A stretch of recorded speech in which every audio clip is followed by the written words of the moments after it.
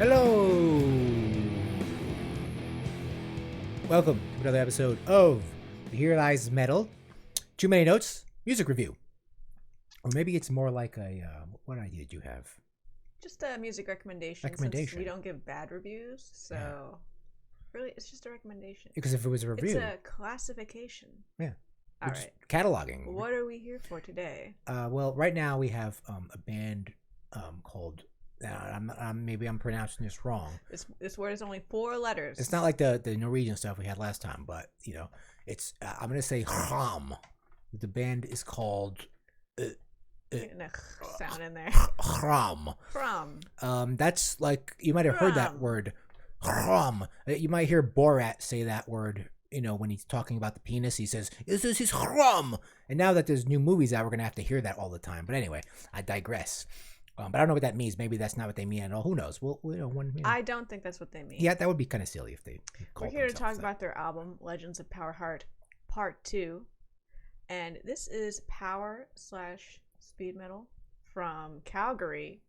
However, this band, as per their Bandcamp, was started in 2008 by Slovak-Canadian musician Jan Lansik. And HROM means thunder in Czech. So I don't think it's a Borat reference. I think I think Borat stole that word from something. We've got a. That's okay. You know who else is from? Language here. You know who else is from Calgary? No, not Calgary. Alberta, Nickelback, and Loverboy. You know, there's a scene in Calgary that's. There was always obviously a scene in Calgary. Well, no, there's some other Calgary heavy metal bands. Anyway, there you go. Canadian metal. Back on the subject. This is a 6-piece. From Calgary. That's a lot of guitars.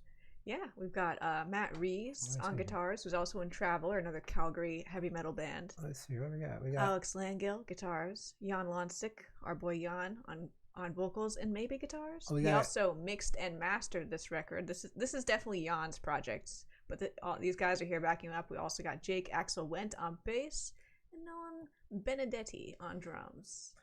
And got a guitar army here. That's called the Guitar Army. Well, credited here is only 2 guitars.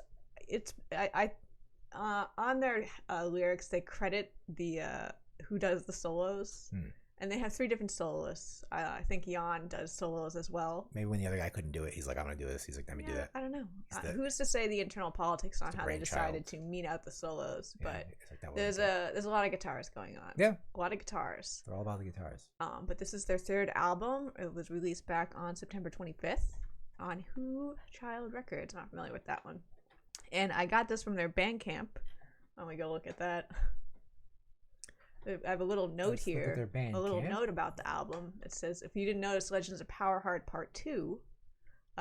We haven't listened to Part 1. We're starting in the middle, okay? But the little introduction note here says, the story continues. POWERHEART emerges from the other side of the time portal, thrust far into the future.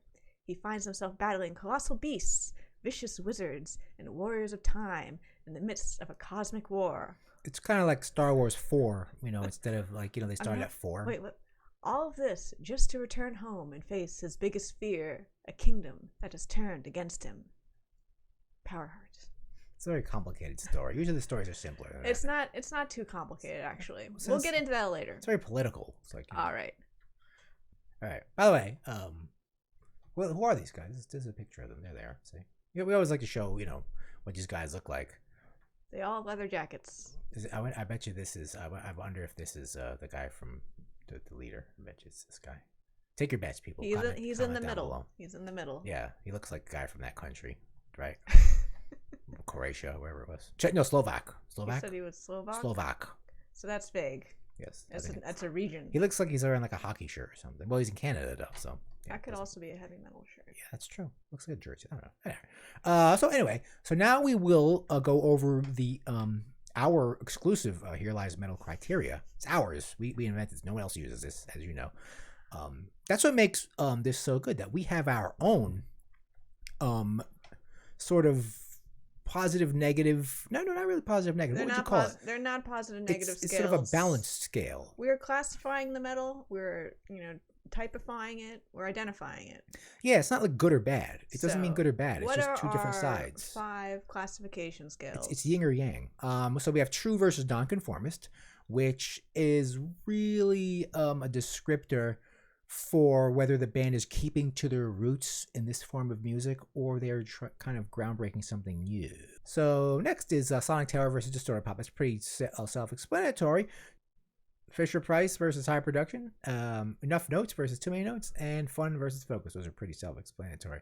All right, so let's get on with true versus nonconformist. What's going on here? All right, well, power metal / speed metal, that is accurate, and they're getting a 1 because they're definitely that, and they're not really mixing it up very much. I don't mean to offend 70% of power metal, but when I hear power metal, I generally don't like it 70% about. But this falls in the 30% of power metal that is on that speed metal, epic heavy metal feel sound, which I don't think is most power metal, especially coming out these days, modern power metal, but this is retro power metal for sure. Sometimes, to interrupt very quickly, sometimes when bands do power metal these days, you're not sure if they're serious or not. Like, what if they're just kind of like kidding, you know? I mean, we'll talk about that later when we get to the fun scale. Yeah. But as to how serious any of this is. Yeah. But yes, this is epic heavy metal. I think they're telling an epic. Is what this end of power metal is. You know, very Halloween. Mm-hmm. You could say Manowar, certain eras of Manowar for sure. Hammerfall. I haven't listened to that. You know, we went over them on Euro metal. I've avoided that. Euro metal. It's very Euro again. Yeah, it's very Euro. It's not too Euro, but it's Euro. Before I knew that, you know, the main man, this guy, was European, you know, I was like, whoa, they're going for a real European thing, but it's a genuine European thing. You see. Yeah, it's not too Euro though. It's not like Euro. It's it's Euro, but it's not like you know. This is a kind of metal where you have an epic journey. This is an epic journey. Yeah. It's got an intro track. I usually don't like intro tracks, but this needs an intro track. You need to have like a bombastic intro. A lot of these bands prepare yourself mentally. A lot of these bands have been doing intro tracks. Well, that's the thing, is they're overused, but they get to use one.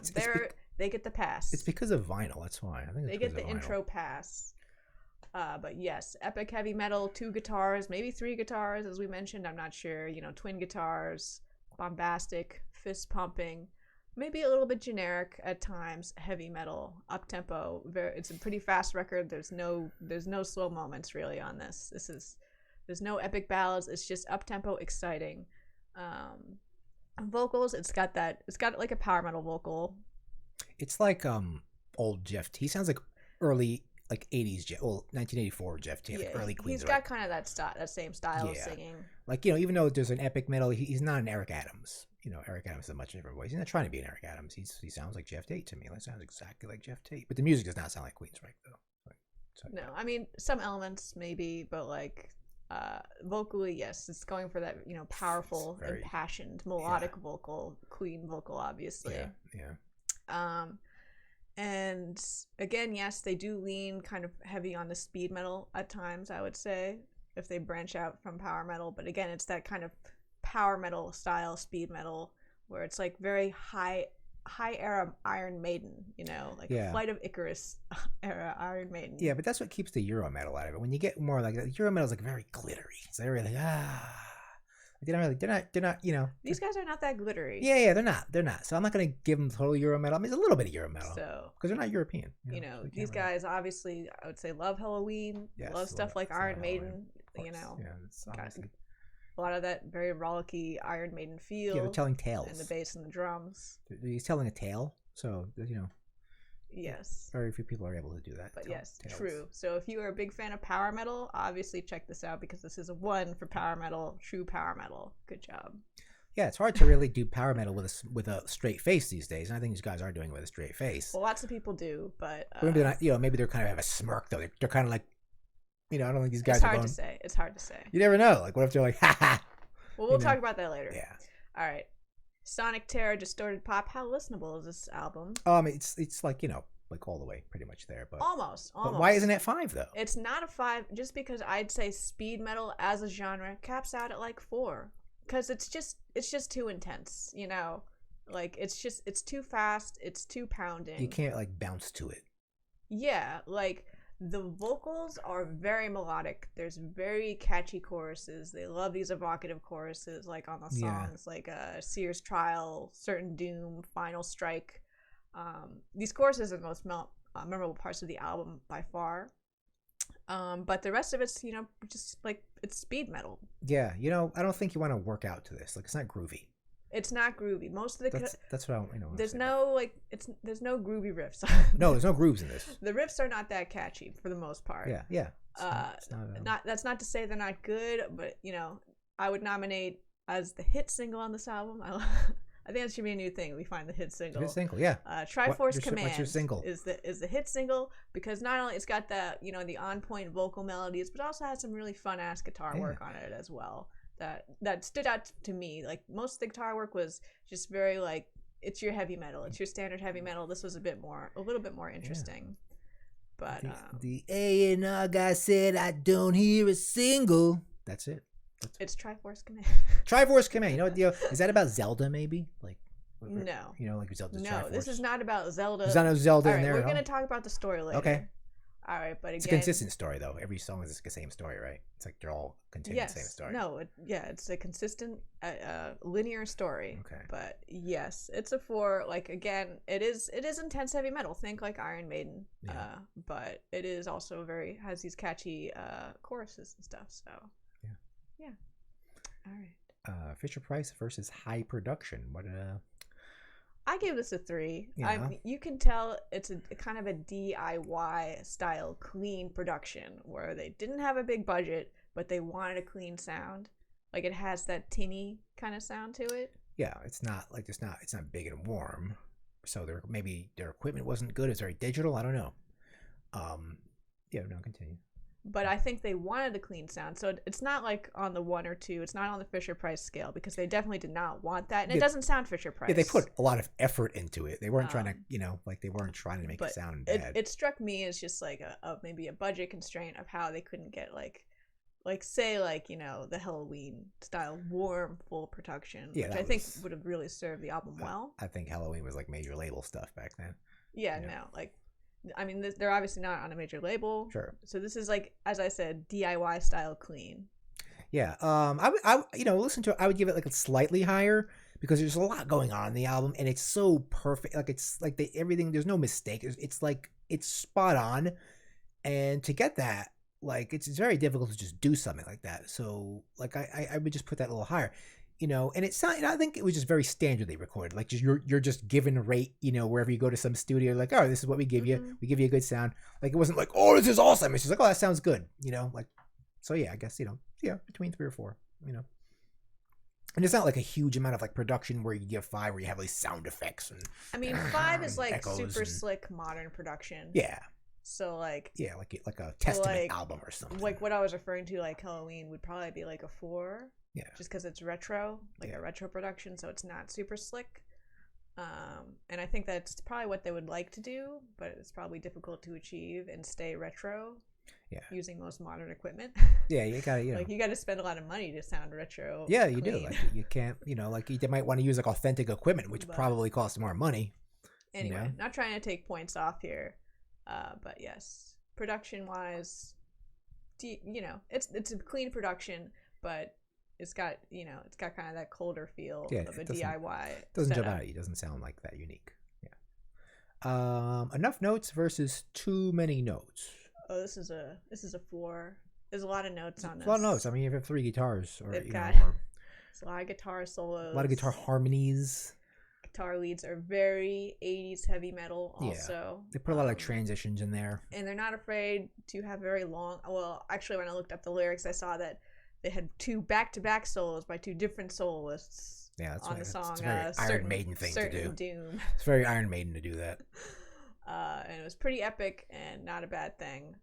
And a real nice solo as well. Trading solos. Serpent Rider, which is also a very good song.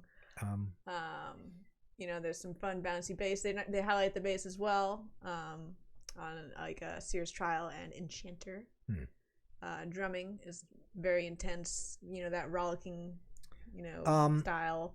I have a feeling the drums are they're either tremendously triggered, Not like getting people angry. I mean triggered as in their MIDI triggers. Like the guy hits a real drum, but a different sound comes out because the sound wasn't good enough out of the real drum. Or the drums are fake. So comment down below if you're the band and you listen to were your drums fake, and it's okay. There's a lot of like big bands that have had fake drums. You'll be surprised. But yeah, comment down below if you're the band and you have the answer to that, because the drums don't sound real to me.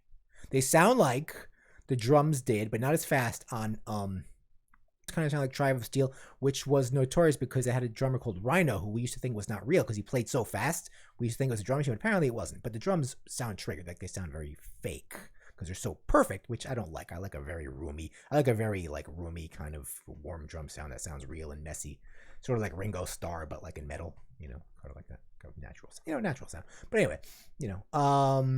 So that's my question about it, And lastly, musicality, vocals, very epic. I really enjoy this guy's phrasing and his melodies. It's very unique. He's very into this. He's very into it. Put a lot into this. So why are we full here? Is one of those things again? Scale, yeah. I've selected all of the fun scale because I'm not sure. Okay, yeah, that's because okay. For one, on the focus side, these guys are serious.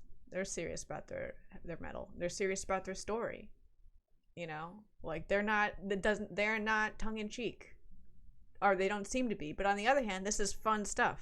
We're having a fun story about swords and flying snakes. Yeah, I think they take it to a new level than Manowar did. Well, I read the lyrics. This is a concept album, obviously, and we're not even at the beginning of the story. This is part 2. Yes, okay. A lot happened already. So, and a lot of Lord of the Rings. If you read the lyrics, it can be a little hard to interpret at times, but it is a linear story. Okay, he is telling a story. So if you look on their Bandcamp, when they say that, they don't say people in the band, they say story by and then the band members. Right, it's not lyrics, it's a story. So there'll be a part 3, obviously. Where that concludes. Well, that's another thing. As I felt like that last song, the way it ends musically, yes, it sounds like to be continued. Yeah, when they end it on that, I don't know what that chord is, but it's like augmented or something, where it ends like a there's always an end. It's like when you end the song, you go dun dun, and it faded out. Yeah, so it's like it was definitely to be continued. It's like Will the Cape Crusader next batch, anyway, same time. So I'll try to paraphrase the story here because I read the lyrics. So there's a hero, POWERHEART. That's his name, POWERHEART. Yes. Okay. I don't think they say it a lot, but anyway. POWERHEART. So he's trapped in like a diamond realm, and he's fighting beasts there, and he's fighting a snake. Okay. And then a seer appears with a diamond or a stone. Diamonds. And he erases POWERHEART's memory, and he traps the snake, or he kills the snake. I'm not sure. And so now POWERHEART has no memories, and he's fighting, and he's been transported by the seer away from wherever he was into like some space realm where he's fighting future space wars. But his memories are coming back to him in his dreams and are haunting him, and he realizes he has to stop hiding from them, and they all come back, and he's like, okay, I have to stop fighting in these stupid wars that aren't my war. It's political. And I need to get back to wherever I'm from. And so he confronts the seer, and they fight, and POWERHEART wins. And the seer says he will free him from this realm, but first he has to complete a quest. You have vanquished me, but I have a quest for you. It's like, wait, I just killed you. Well, but he needs the seer's help, so he can't kill the seer. Yeah, but the seer is bargaining with him again. It's like, oh, well, you can kill me. He has a bargaining chip because he knows he can help POWERHEART. Sure, anyway, he can't get back. So the seer has an enemy, and he's a wizard. He's a wizard. I don't like that wizard. Do me a favor. You gotta knock him off. So he gives POWERHEART. I guess the snake is still alive, or the snake's like, he brought the snake back. Alive. And this is a flying snake as well. Of course. So POWERHEART rides the snake to the wizard's castle, but the wizard fucking whips his ass. Yeah, and he's too strong. You can't just. And at this part, it gets a little unclear. Like he goes to an alien god, or like some like kind of transcendent old god being who gives him the diamond. I guess he has the diamond now, and he gets the powers to transcend time. Boy, there's diamonds everywhere though. Why is this diamond special? Is the diamond there's diamonds everywhere. I don't know. So I guess they win. I'm not sure. And then POWERHEART goes home. And I think he was the king there, and his wife was the queen. And they mentioned that she was the abandoned queen. That must have been part 1. And she was, apparently, once he got back there, she's fine. Yeah, she's fine. She's just fine without him, and no one wants him back. It's like, oh. And there's assassins trying to kill him. Oh, you're back. We thought It's you were. It's very Odysseus. Yeah, there's a lot of Greek mythology in there. Except where Odysseus killed everyone and took back his home. Yeah. POWERHEART says, "Fuck this," and he flies away on his snake forever. It's like Phil Collins. Just can't get it. Can't get it with the ladies. So wait. Let me just. After you've heard the story. Yeah. Is this fun or focused? That might be focused to the guy that wrote it. But it's also fun. I would hope. See, that story is such, like, if you told me that, like, I would be like, you're completely full of shit. I mean, if he, like, did, like, literally Odysseus, like, if he did the Odyssey, like, he just retold it, like, that would be a 5 for focus. No, because that's not fun. Yeah, I don't want my college exam here. I don't want, like, but he made a fun fantasy story. He just made this shit up. Like, he was just like... But he told it very seriously. So that's why it's all across. It's capturing all of facets of fun to focused. Okay, I have a couple of questions. We don't have time to get into all of them. Now that I know the whole story, I have a couple of questions. Okay, if you were late to work and you told me that, like, I was your boss and you told me that, I'd just be like, you're fired, I guess. What? But that you were fighting in it's like, listen, Wars I was in a diamond realm, and there's either a lot of drugs or this guy is just like, it's all over the place. It's like, and there was diamonds.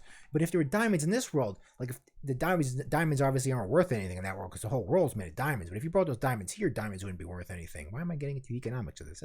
I'm going too far. I mean, they're also magic diamonds. But not all the diamonds, because he couldn't just grab any diamond. He was given one by this seer who was from his world that brought him to that world, that went with him to that world. No, I think the seer was from a different world. Oh, but he brought his original world. So he sucked. He invaded his world. We're in the multiverse here. Yeah, there's a different. I think there's a snake, but he killed the snake. But the snake is like, I'm good. Let's go. Well, I think the seer, like, I don't know, but I don't know what happened with that. Yeah, this guy's got to get into more detail as to why. I think maybe he thought the snake was dead, but it wasn't. This is the Cliff Notes. This is you would have to read the lyrics yourself and interpret them yourself. Probably a book. Maybe there's a book. This is my interpretation of the lyrics. Yeah, you have to interpret them. I think they're open to. Well, this is but maybe there's a longer version. All right. We can't Let's really look at the artwork. Yeah, we can't get into this because it'll just really. So we got it right here. Look at this. It's like there's a snake. Okay. This was obviously commissioned because there you can see the snake, and then there's the diamonds. Yeah. And then there's POWERHEART. Oh, everything's there. I also want to say I really like their logo. It's like an unreadable band logo, but in a totally original way. Yeah. It's like it's asymmetrical. It's kind of it's not symmetrical. It's kind of like shift. It's kind of heavy on this side. Yeah, it's kind of like how when they print letters on the street, like that's what they looked like. They would look like if you view them from a certain angle. Oh yeah, it's one of those. If you look them from head on, that's what they look like. Yeah, it's perspective. Aerial. Yeah. Except they're inverted. Yeah. It's like a it's very interesting, guys. It's very perspective interesting. art. Yeah, this is some very nice commissioned art they got there for their album. Oh, yeah, this looks like it was done like. It's very appropriate. That's exactly what the album sounds like as well. It looks like someone actually drew it. Like there's like a pencil drawing and somebody's colored it. Like it looks like they didn't do it on a computer. The artist is Allison Kay. All right. So good job. Maybe she has it in a gallery and they're like, we like that one. Can we use that? Well, no, I think this must have been made for the album, considering there's a snake and a diamond on it. It's like Frank Frazetta. Like it's very inspired by Frank Frazetta. It doesn't obviously have like the dynamics of Frank Frazetta, but it's inspired by Frank Frazetta. Like and that's POWERHEART losing his memory. That's POWERHEART, and he's like, no.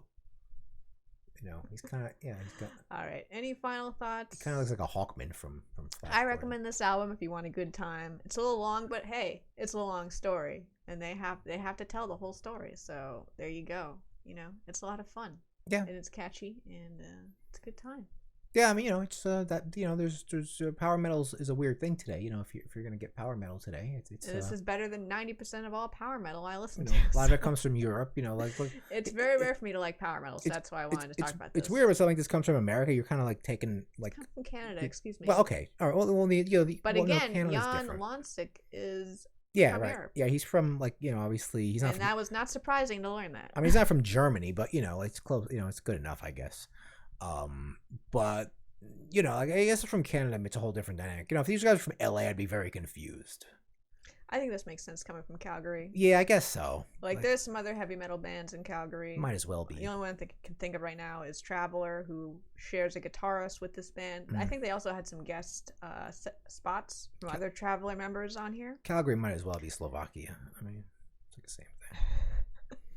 Aren't there a lot of like Eastern European immigrants in Canada? I think, yeah, I believe there. Yeah, Yes. yeah, I believe there. So, yeah, Not uncommon. He's hockey. He was a hockey. Maybe he's probably a hockey player. All right. In conclusion, HROM, Legends of POWERHEART, Part 2. That's it. Check it out. out. It's there on Spotify. You can check it out. And Bandcamp. And Bandcamp. Yeah, you can get their merch and everything on Bandcamp. Do they have merch? No, maybe not, but they do. They have something here. What's going on? Yeah, they got stuff. So, yeah, get their stuff. You know, you got to support bands that you can't see them. So, all right, goodbye.